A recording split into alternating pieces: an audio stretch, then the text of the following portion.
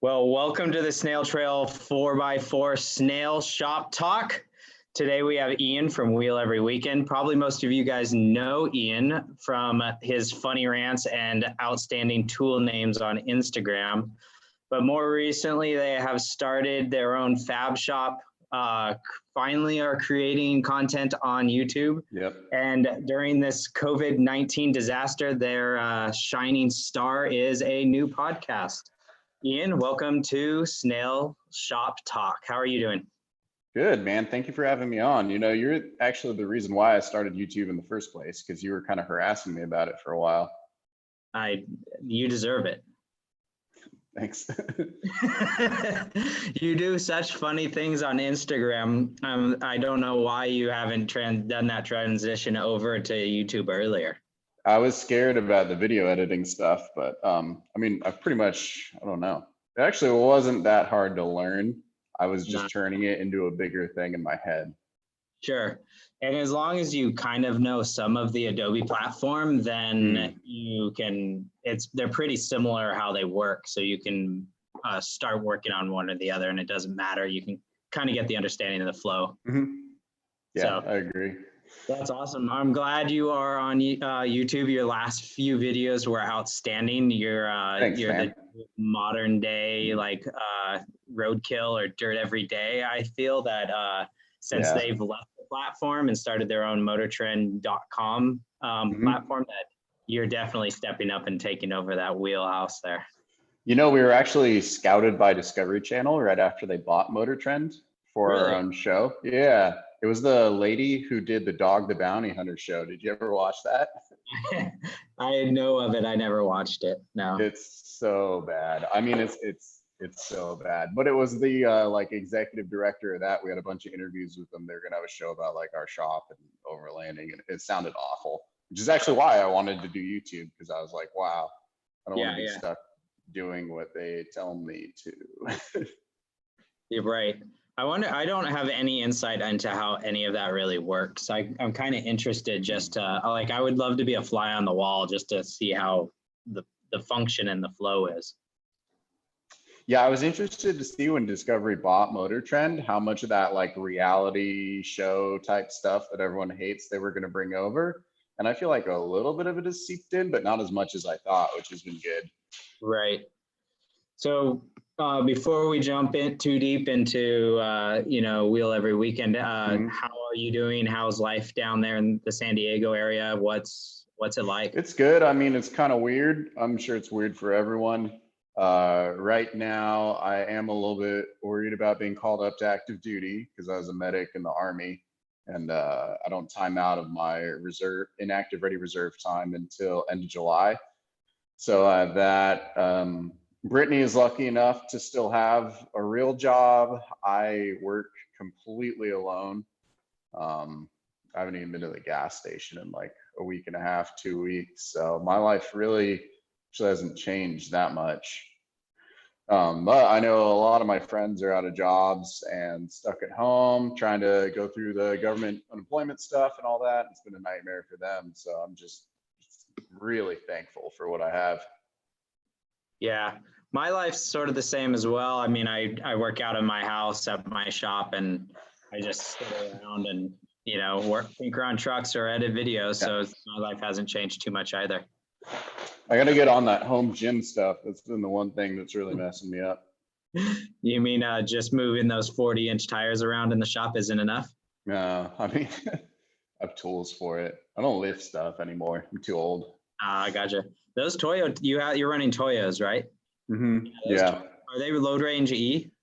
They're actually C's, which is kind of disappointing, but we didn't buy them. I bought a Jeep that had them on them and then swapped our old tires and then sold the Jeep for the same price. Yeah, because I'm running the 37 Toyos, but they're load range E's on Bobcat. Oh, yeah. So heavy. It's crazy. Yeah, that'd probably be better for our truck. The problem with the C's on our truck is that I have to air them up to like 40 to actually drive on the road. But if I run them at like 40, I can do a little over 80 miles an hour because the speed limit in Utah is 80 in parts of it, which I could do just like flooring it in fourth. But I think ease would be a lot better for us. Also, you get a thicker sidewall too, but then you have to air down more when you're off-roading. So I don't know, it's the best choice. Yeah, I was aired down to, I've been airing down to around 6 now. Yeah, I run them at like 12. Yeah, and I They're don't so have mushy. blocks. Ooh, yeah, So I do, and I'm still running them at like 10 because yeah, they are mushy. nice. Yeah, mine aren't that bad until I get into a really rocky section and I'm flexed out and turned. Mm. And then yeah, I had a buddy of mine who was like, I can see your bead starting to pull off your wheel. And I was like, okay, I think 6 is about as low as I'm gonna go. So Yeah, have you ever tried to use tire glue as like a fake bead lock before? no. Have Oh you? man, yeah, I have. You can get some like tire glue on Amazon and just put on the bead and reseat them, and it works pretty good. It's hard to break off. Awesome. I'll have to try that out. Yeah. So my next wheels I'm gonna get are gonna be beadlocks. So There's just no replacement for it. right, definitely. So Yeah. tell us a bit about Wheel Every Weekend. How did it start? Or wait, before we get there, what was your first like actual vehicle that you owned? 1974 Volkswagen Bug. Okay. And I turned it into a Baja Bug kind of over the summer in between what should have been my junior and senior year in high school, I think. I got a job at like Napa Auto Parts, and I did all the normal stuff you do to it. I like cut and turned the beams. I just clocked the rear torsion springs, and I put like some 31s on it and couldn't do freeway speeds anymore. It was just like the typical stuff you do to it when you're 16. Sure. Right. That thing was fun though. I'd love to get another one. They're just not reliable. They just don't run. Well, if you make them massive like that, I'm sure that you're putting a ton of strain on it. But I think if you left a Volkswagen pretty stock, you're upwards around like 40 miles a gallon on those things. Oh yeah, they're crazy efficient, but I mean, it's hard to off-road with them. Manual steering too, which is kind of a bummer. Yeah. They don't ride that great. The suspension design is good though, but what about doing a class 11 Baja 1000 race? oh man, my back would just be destroyed. I have like 3 herniated discs, and that would just be probably the end of my life. I don't think I would make it. Right. But you want to race Everyman Challenge. How are you going to pull that off? Yeah. Oh, I got a plan. No, yeah. One of the semi-suspension seats? No, but the suspension will be pretty cush. It's actually, what really bothers me is like driving on the freeway for 6 hours straight in the same position. Okay. With a decent set of race seats that has lumbar support, I do pretty good. But like driving up to Utah and stuff, it left me with nerve pain for like 3 days. I had problems sleeping and problems walking afterwards. So that kind of, yeah. You need to get the like Bigfoot style driving where you're like actually standing upright and like inside the vehicle. Yeah, I know. Probably. That'd be fun. So from the Volkswagen, and is that where your like love of wrenching started? How did that start? Yeah, totally. Because I was too poor to be able to do anything. Like I couldn't afford to have a shop do anything on that truck or on that Bug. And then I kept getting stuck because it was 2-wheel drive. And then I got my first 4x4 was an '86 Toyota pickup, and it was independent and carbureted. So it was like the worst of both. Yeah. I didn't know any better. Was it a 20R or 22R? 22. That one was a 22. I owned a 20R after that. And also it was even worse though, because I had a bracket lift and a body lift on it, and 33s and no gearing and no lockers. That's awesome. So that's why like anytime I talk shit on people, I always let them know like, hey, I started doing the same exact thing. So I'm not like, don't take anything I say serious. Sure. So I think we all, have to go down the route of making a bunch of mistakes first before we learn. So unfortunately, if we could listen to ourselves in the future, that'd be much, much nicer. Yeah, it's true, but it just doesn't work like that. No, unfortunately not. Andre inside the chat asks, what's your favorite shop tool? The one I use the most is by far The this. BFH. Oh, that guy? Yeah, it's just a normal 1/2-inch Milwaukee Impact. I've replaced all my air tools with all the Milwaukee tools, and they're great. I'm never going back to air tools. I only use it for the bender now. Right. Yeah, definitely. That's what bender are you running? I have a J82 Model 3 that I got on Craigslist, and then I use this Swag Air Over Hydro mount on it. Okay, nice. Yeah, I got a Rogue Fab one, so. Those are great. Yeah, that's like one of the best benders ever made. I would have Yeah. loved to have gotten like a Rogue Fab or a Model 32 so I can bend 1/4-inch steel, but so far it hasn't been that much of an issue, and the price was right. That's the only reason I got it. Yeah. Crazy Not Me said he wants to see us wheel together on YouTube. When are we gonna make that? Hey, we did wheel. Oh We- yes. Barely. I was in Barely. Tacoma. Yeah, and there was a lot of snow. No, we should. I've been meaning to do like a Rubicon trip or something together. Yeah, we need to. Mhm. Definitely. So from the Volkswagen, you went to an 86 Toyota, and then what came after that, and what led you up to the Tacoma that you're driving today? Oh man, I've owned a bunch of vehicles in between.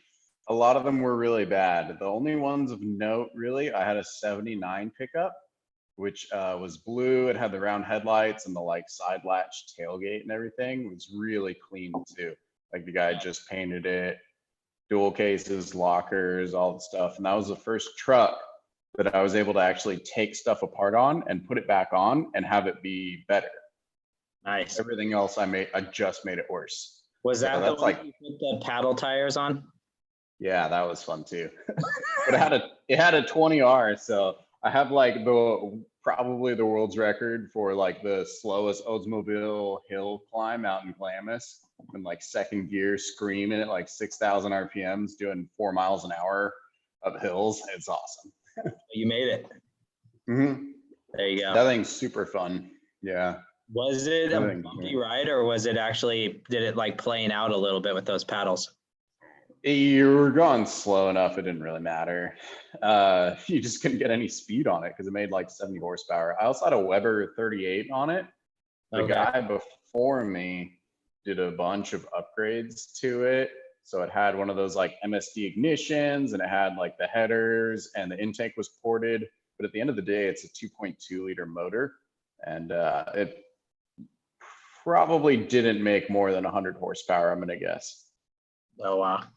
Those body styles, though, that's one of my bucket list trucks for sure. I love them. Yeah, it's such a good look. The problem is, like, I don't remember how tall you are from when we hung out, but I do not fit in the cabin. I'm 5'8", so that's right. I Yeah, fit. yeah. See, so you'd be all right. I hit the roof, and then I put an internal cage in it, and I just like anytime I hit a bump, it was like I almost got a concussion. Yeah, just smacking into it. So after the first gen pickup, where'd you go from there? I had a lot of first gen pickups, actually. Oh, really? A disturbing amount. And then I was helping friends with stuff too. I used to make money by doing people's like 4.7 gear swaps in their transfer cases, or like setting up their diffs or stuff like that. I would do that on the side while I worked at Napa, and then had a bunch of vehicles. Way too many. Nice. So you, with the Tacoma you have now today, how many colors has that one been? 2. Just the white and the bluish color? Yeah. All right. It's gloss deep slate. Nice. You even know the color name. What's the pan's color? I don't know. It's written on the spray paint cans. There you go. Nice. So what actually got you into this off-roading world? Was it the bug, or was it in the Toyota realm? It was actually, so my buddy Michael, who I was friends with way back in high school, his family was really big into like quads and dirt bikes, and they started taking me out to the local desert when I was like 14. And I got into it with that, and I had a quad at one point when I could save up to get one. That's why I wanted the truck to take it out.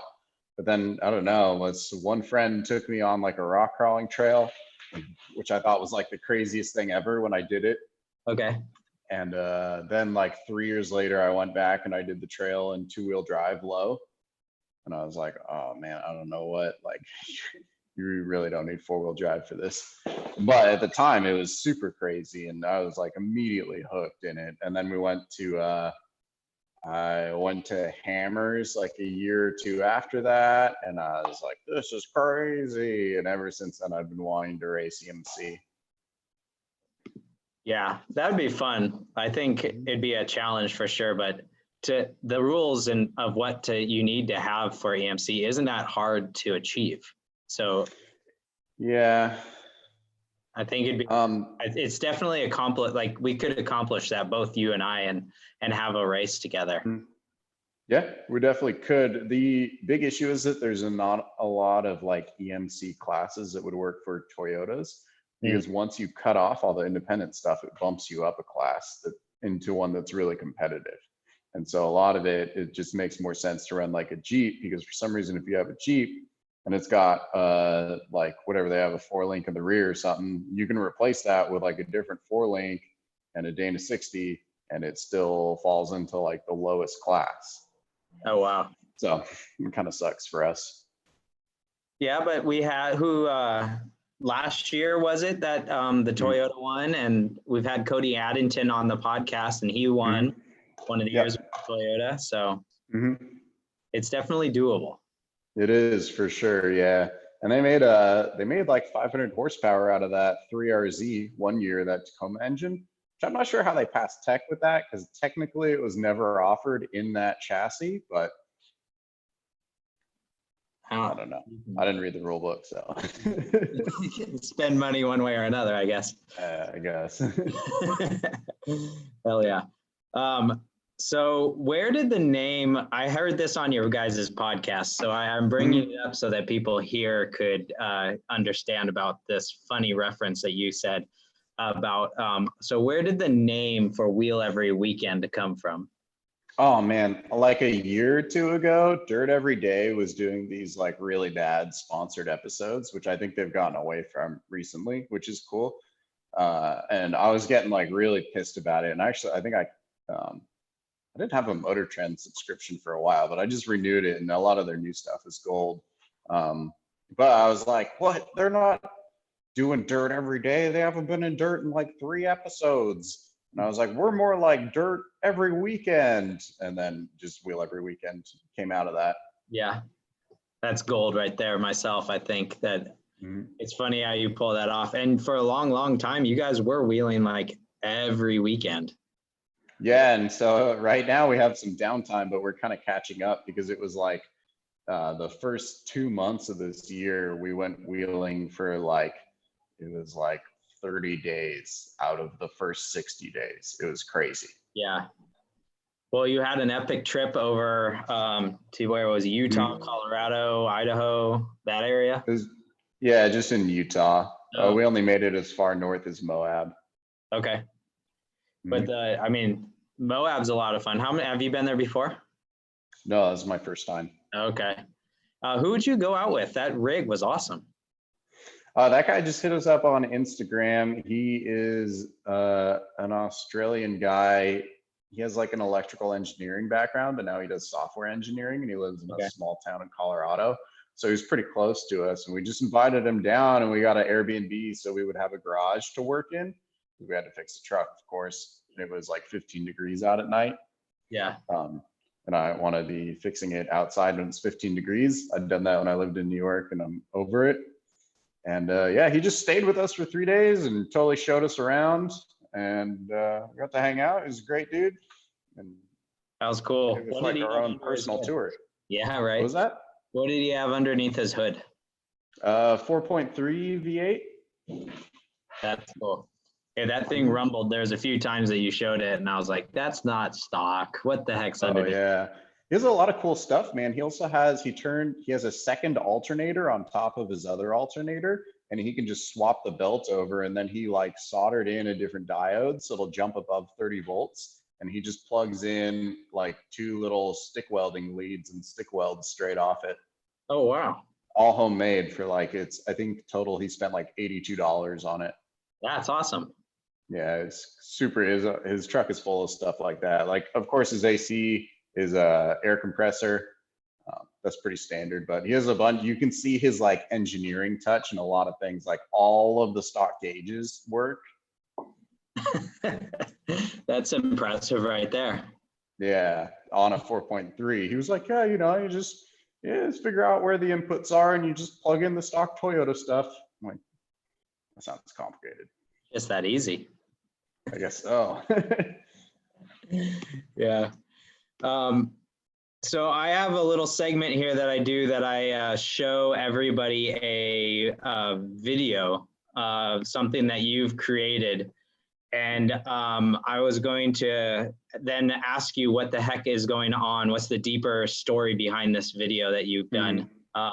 So I'm going to share my screen here in just a moment. Ooh, I'm getting ahead of myself on the other end of things. Let's see. So I'm going to share my screen right now. And we're going to jump into it's actually the end of one of your videos. So you can kind of explain what's happening. All right. Here we go.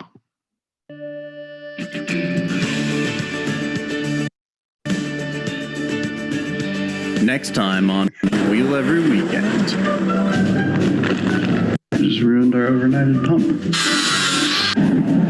I am quite possibly the world's dumbest man.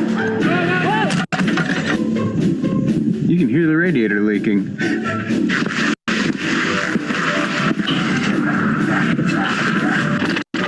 This truck is such a pile right now, dude. Fix the problem that wasn't the problem. Well, I have some hella ones. Ah! Did you see that? You can't rush these things. You of all people know that. I don't know what the fuck I'm doing. In case that isn't blaringly obvious for everyone. Oh man. That's just video, like beautiful cinematography right there. Thank you. I love all the cuts, the jump cuts, this telling the quick little story of the chaos that was what's upcoming. So give us a little bit of backstory on what was happening there and all the troubles and what's the phrase? Tribulations. Yeah, there it is. Having to go through. I don't even remember all of that. I blew up the Trail Gear high pressure pump, which actually I've installed a bunch of the Trail Gear pumps and I'm the first person to have an issue with them. So it could just be totally random. But then when I pressed on the actual, like the 6-rib pulley onto it, you have to use a special tool. So I had to get one from O'Reilly's and then I pressed it on backwards. Look, you can still see it's on it. You see that?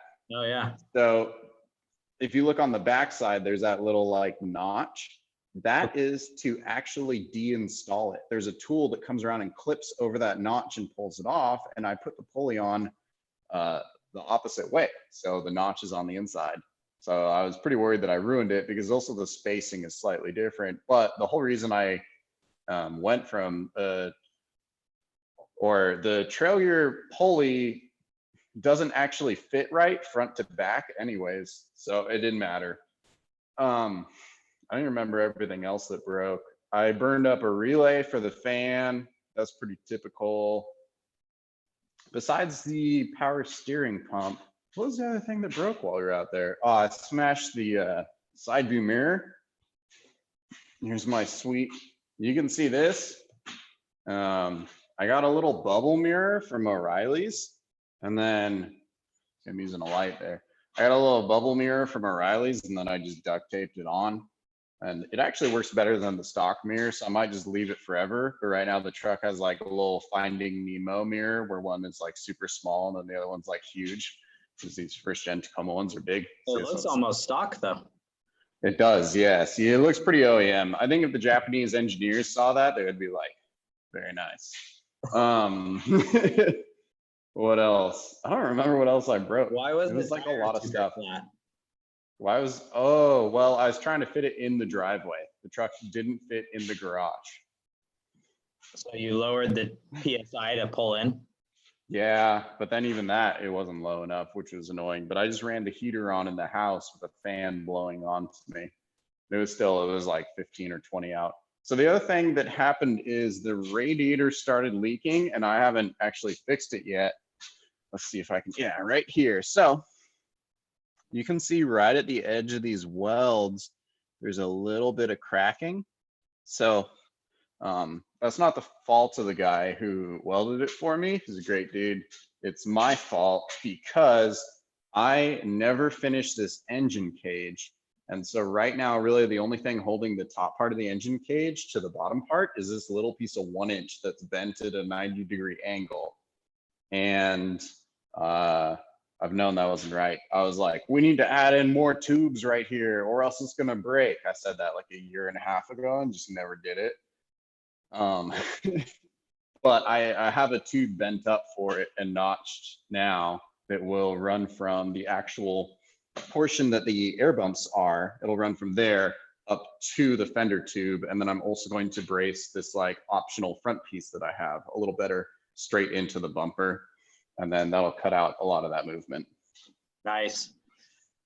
That's I mean, how many more hours do you think you got on that truck? I have no idea. This is literally all I have done on it right now. And it has to be done in, I think, 24 days or something.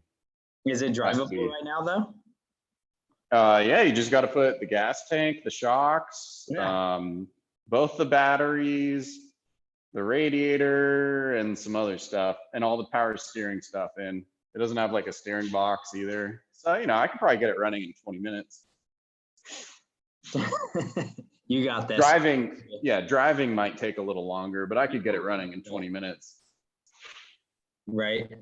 Speaking about shocks, how did you learn so much? I was listening to your guys' most recent podcast, episode 4, where you guys were just, we didn't have really a schedule. We're just going to kind of talk. Yeah. But you started talking a lot about bypasses and, you know, when do you need bypasses and just all the different kinds of information. How'd you learn so much, and can you share some of that knowledge? I don't know that much in comparison to the people who I've learned things from. There's so much to learn about shocks. You would think that they would be super easy, and you can pretty much anyone can take them apart and put them back together. It's just like a couple of rings and seals. But valving is like as much an art as it is a science. I've been really grateful to have a really good relationship with a couple people who work at Bilstein, but I also do a bunch of shock rebuilds for like Icon. Our shop, I can actually show you the Fox logo on their headquarters, on their headquarters, Okay. which you can see from the my front door, standing inside the shop. So I'm like 150 feet away from them. And I'll rebuild some of their stuff. I rebuild pretty much everything. And a lot of it I've learned by doing.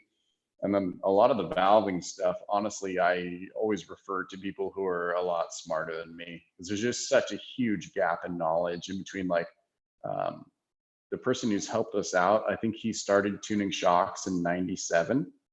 So it's like, you know, I'm never going to match that. Yeah. Understood. I mean, I don't know nearly as much as, you know, you do. And it's, you know, I just buy the shocks for the most part and just throw them on the rig and hope that's good, you know. And I know that you said that you guys have taken your shocks apart like 5 or 6 times just on that rig alone. So it's pretty Yeah, crazy. and we've had a lot of help with valving too, though. So I don't want people to think that it's like all me that makes the truck handle so good in the whoops. It's really, it's our friends at Bilstein, and we have a bunch of help with everything. So it's a group effort. I'm really appreciative of them helping too. Yeah, definitely. Do you know if Alabama Hills is closed? It is closed. Yep. That's it, dude. Overlanding is done. There's no more. We're all gonna have to go camping now. Right. Yeah. A lot over here in California. We just Squeaky Taco messaged us and was asking about Alabama Hills, and over here, I don't know where he is from, but I mean, a lot of places here in California are shut down. A lot of BLM lands are shut down. A lot of state parks are shut down. A lot of state forestry services and forest roads and all of that is just on lockdown. You're not supposed to be going out at all, really wheeling. So a lot of those places are, I mean, it's just a bummer. You know, we're all stuck at home and, you know, we don't have too much more to do when there's this wonderful, at least up here, it's gorgeous sunny days right now. And I just want to be out. So.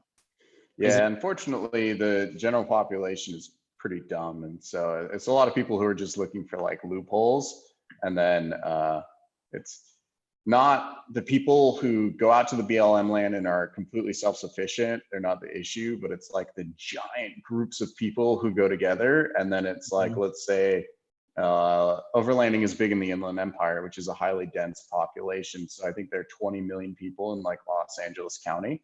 So you take those people and then maybe they go up to Mammoth because they're going to go wheeling around there. And then they see like, oh, Mammoth has toilet paper on the shelves. So I'm going to take it. But Mammoth doesn't have the same logistical support that, say, the Inland Empire would have. And it takes them longer to get stuff for the 8,000 people that actually live in Mammoth or whatever.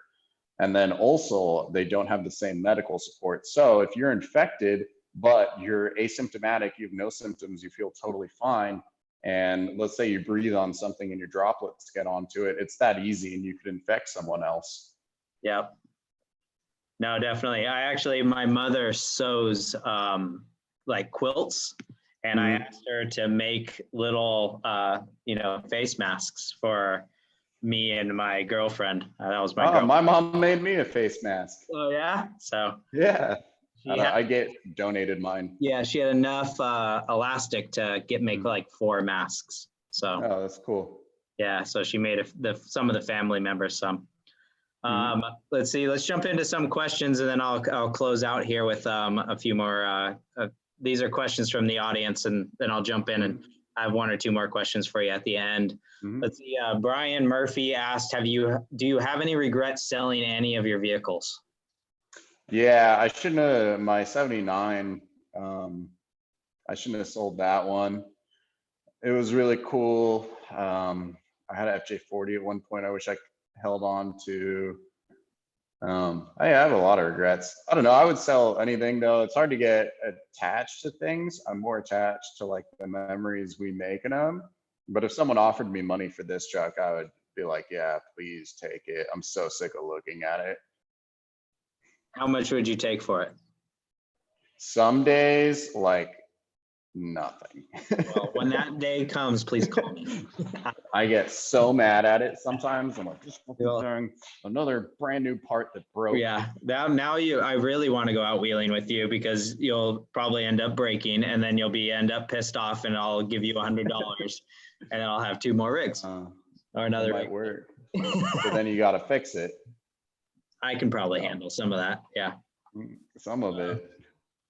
Crazy Not Me says, what's some of the hardest trails you've been on? For me, it's pretty much some trails down in Johnson Valley or Fordyce. Yeah. I would say Johnson Valley, probably. We have like a local trail system called Corral Canyon, and some people think like Broncos Peak there is hard, but everyone does it downhill instead of uphill. So the past like 10 times I've done it have been boring. Moab has not like technically difficult trails.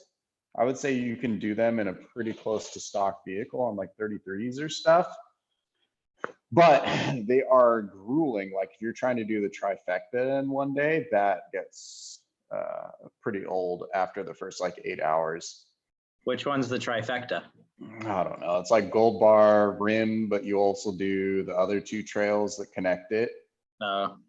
It's a long day, but I mean, you could take like a stock Gladiator on it. It's like bouncy after a while. Yeah. Did you do Pritchett Canyon? No, I did Cane Creek, which is beautiful.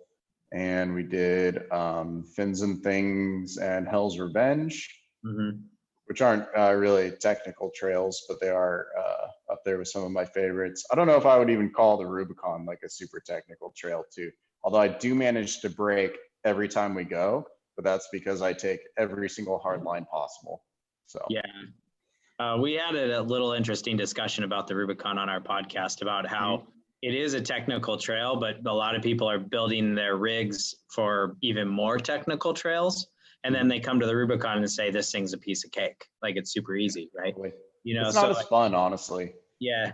So, you know, like if you went to, have you been to Sand Hollow? Oh yeah, you did on your trip. Yeah, There's some crazy gnarly trails out there. And like, like there's no way that I would even consider going up it, you know, but I can go do the Rubicon a piece of cake, you know, for the most part. So I think it's a balance of how you build your truck and what you want to do with it.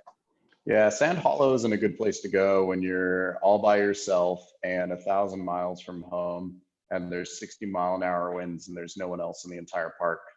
Right. I will say that much. Blown off the side of a cliff or something. Yeah, it's kind of scary. Yeah, I would say probably Johnson Valley. Yeah.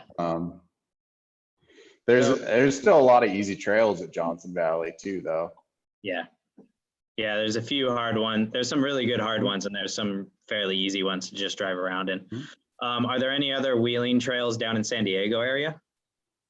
Corral Canyon is really the only thing that's like semi-technical. And then we used to have a trail called Pancake Rock that got shut down, unfortunately. It was a little closer, that was super fun.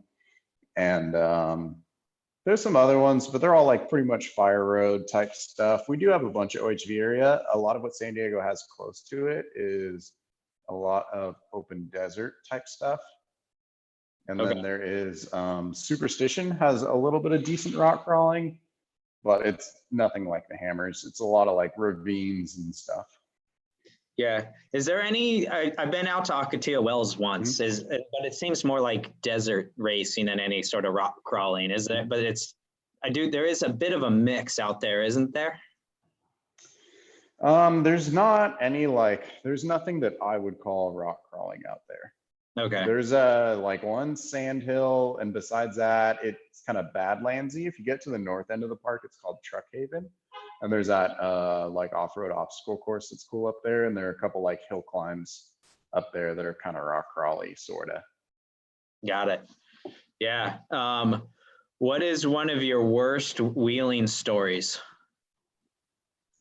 Probably the 2 years ago when we went to Hammers and I broke everything on flat ground and then went to Death Valley. I don't know if you want me to get into that whole thing, and then I ended up in the ER. Yeah. Metal in the eye. Driving on front wheel, one-wheel drive. Front driver's side, because I showed up to Hammers with one broken Yukon axle. And then I broke the rear U-joint in Death Valley, so I had no rear drive shaft, side driver side, front wheel drive. And I could only see out of one eye because I got metal in my eye. So we just swapped to a one-piece drive shaft, and it was hitting one of the cross members. So I had to leave Hammers early and go to Apple Valley and buy a Milwaukee cutoff wheel and then cut off the cross member. And I got metal in my eye while I was doing that in the Target parking lot in Apple Valley. So at least elaborate on the story about when you were pulling onto the freeway from the shoulder. Oh yeah. Oh, and I broke the anti-wrap bar off the truck in two-wheel drive at Hammers, which is pretty embarrassing because I like heard this noise. I was like, well, maybe it'll go away if I drive slower. Because, you know, that's always my first thought. So I'm like, I'll just drive slower. It'll go away. It'll be fine. And it just got louder. And I was dragging the anti-wrap bar behind. It had completely ripped off the axle tube. The only time I needed to put it in four-wheel drive is I got high centered on firewood in camp. That's the only time I needed four-wheel drive in my entire Hammers weekend. Pretty embarrassing. But yeah, and then I believe without the anti-wrap, the pinion was allowing the U-joints to get out of their operating angles, and I probably blew it up because it was like a brand new Tom Woods drive shaft, and I had them build me another one for this truck, and this version of this truck, and it's been fine since then. But yeah, I broke it, had to pull over on the side of the road in the gravel and pull the drive shaft off, decided to drive home in front wheel drive, but there was like, I almost got stuck pulling onto the freeway from the side because I just had one tire burning in the front and the truck's pretty heavy. It just didn't have enough traction. And meanwhile, like overlanders were passing me and like, what the fuck is this dude doing? I think I'm on 40s and I can't even pull onto the freeway from the gravel on the side. I got passed by a Prius and they were like, do you need help? I was like, no, keep going. keep driving. Get out of my way. Yeah, I don't need help. Yeah, that's awesome. Hardline Co asks, likes before lockers, is that ever acceptable? If it works for you, man, I don't fault you for it. If I don't hate the player, I hate the game. I just want to say that. If you're tricking all these people, you know, good on you. Yeah, You do definitely. you, boo. I agree. I don't think it's I mean, the benefit of us being able to go off-roading should surpass the fact that I can take a nice, pretty photo of my truck. So, when COVID is over, where is the first place you're going to go? I don't know, man. Yeah.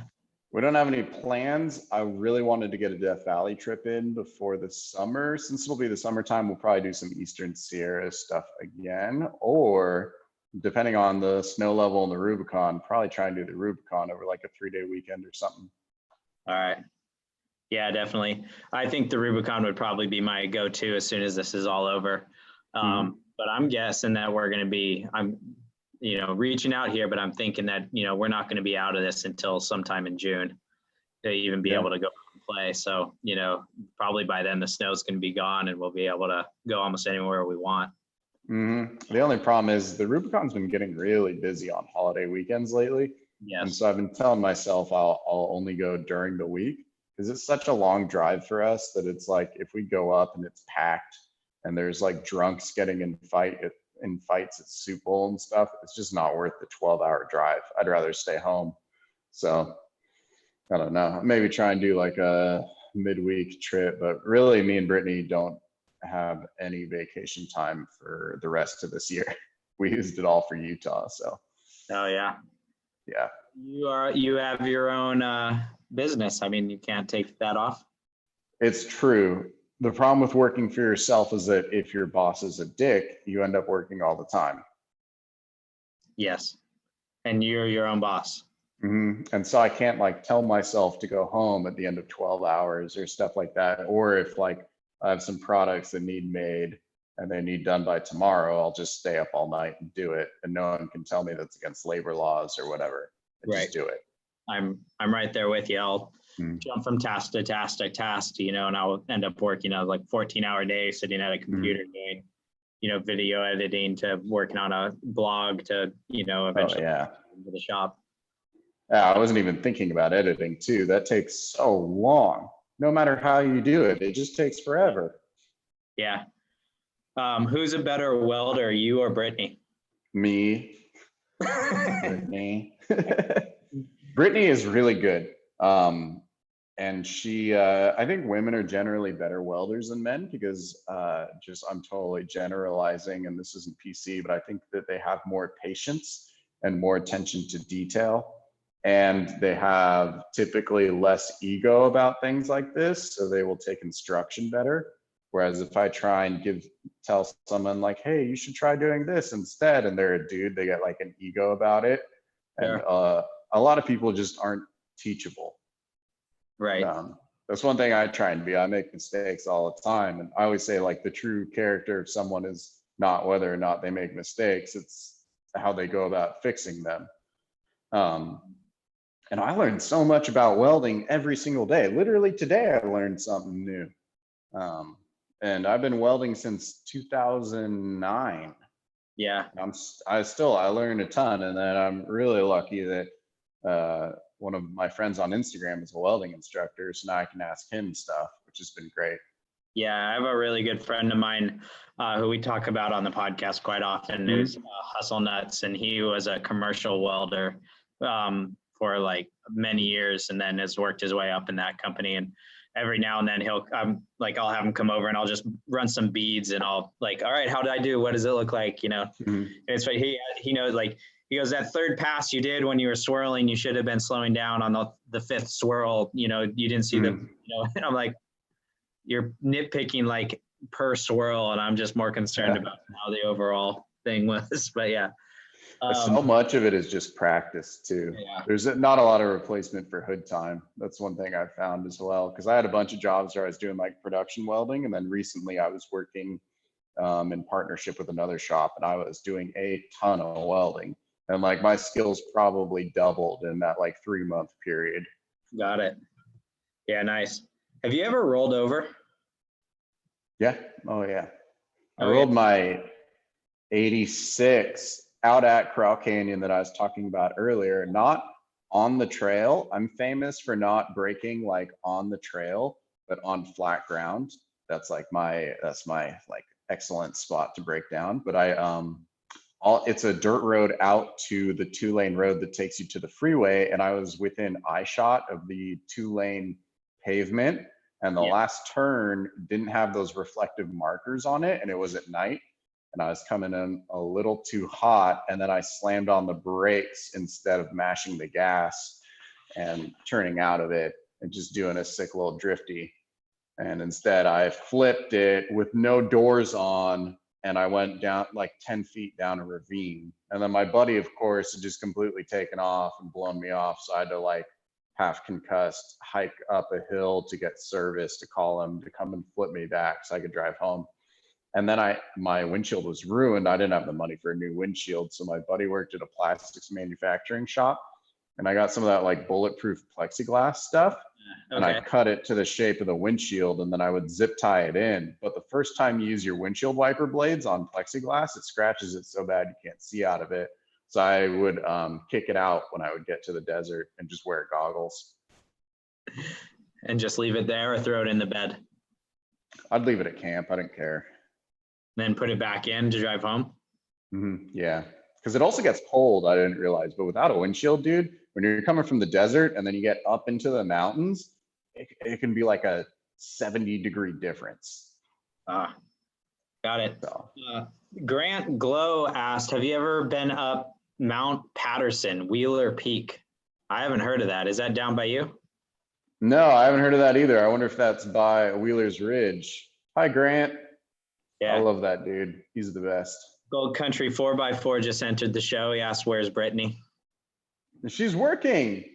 Someone has to make a living, and it's clearly not me. I'm just over here doing this. It's North Bridgeport, East Highway 182. It's on the Nevada border. Yeah, I've never been out there. No, you got to show me, Grant.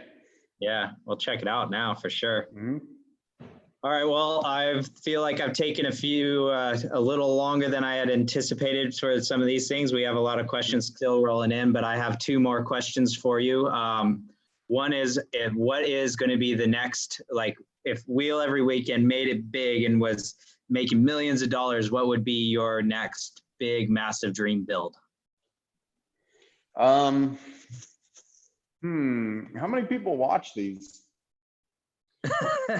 I've been getting around 200 to 300 views usually. Okay, well, so our next big build, which I guess it isn't even if we're making millions, but I have been on the hunt for a Tesla Model S rear drive unit.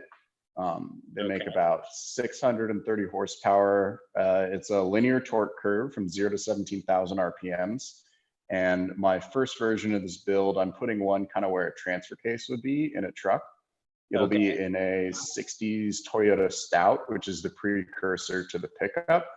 They have the 4 headlights, really old school look. The blinkers on top of the hood. Yeah, you know exactly the ones, super JDM. But the advantage to them is that they're really narrow. So I have the set of Super Duty axles for it. And in order for the gearing to work out, because the Model S is a final drive unit, so it has all the gearing of a transmission, transfer case, and axle built into it. But I'm going to adapt these CV axles and turn them into drive shafts and send them out to Super Duty axles. And then you get that 3.7 to 1 reduction from the Super Duty axles. So we have to run the new street legal 58s in order to be able to do freeway speeds. Otherwise, the gearing doesn't work out. But it'll be cool because the axles are wide enough that the tires will live completely outside of the sheet metal. So it kind of look like an RC car.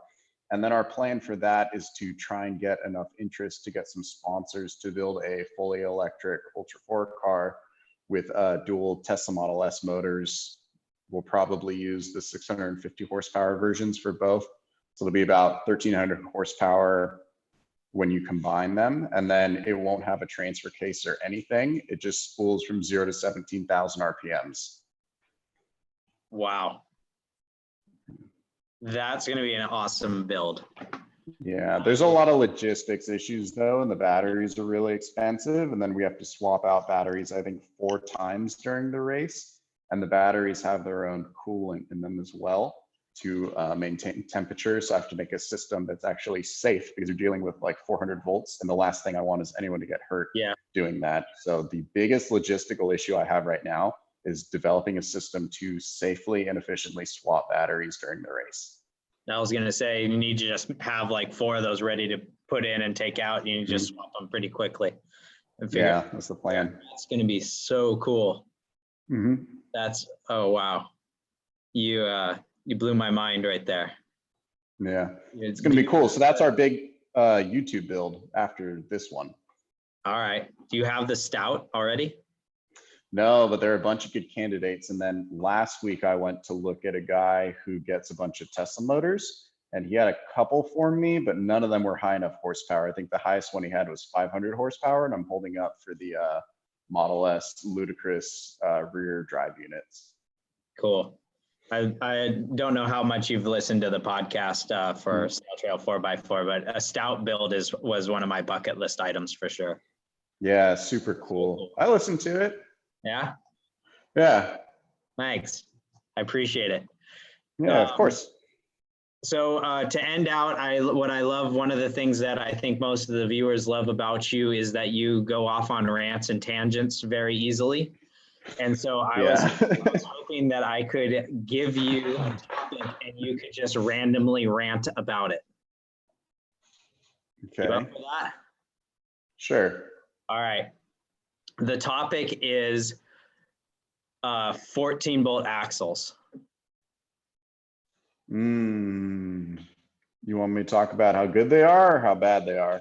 You just go off on a rant, go say how much you love them or how much you hate them and whatever. Well, they're great because they're like the biggest axles ever and they're full float. And so the bearings in them don't actually take grease. They're lubricated by the gear oil, which is super cool. But also the axles are completely independent of the bearings. So if you break an axle, you just pull it out and drive home. It doesn't matter. But they also weigh 1,000,000 pounds. They're the heaviest axles ever, and they have like 0 clearance. So what you got to do is go through and shave them, like I've done to this one.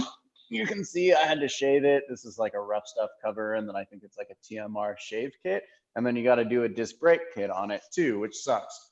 But you can get them on Craigslist for like $300 with disc brakes, and they're literally like they're one of the strongest axles, strongest 1-ton units you can put under the truck, and there's just a ton of aftermarket support for them too. So they're awesome. It's just that they're so heavy. But if you're going to run 40s, like I run stock axle shafts, I just have 538s in it and an ARD that essentially is an open diff because it leaks so bad.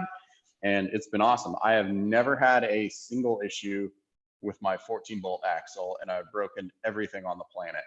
So if that's not an endorsement, I don't know what is, except that you get 1,000,000 pounds of unsprung weight.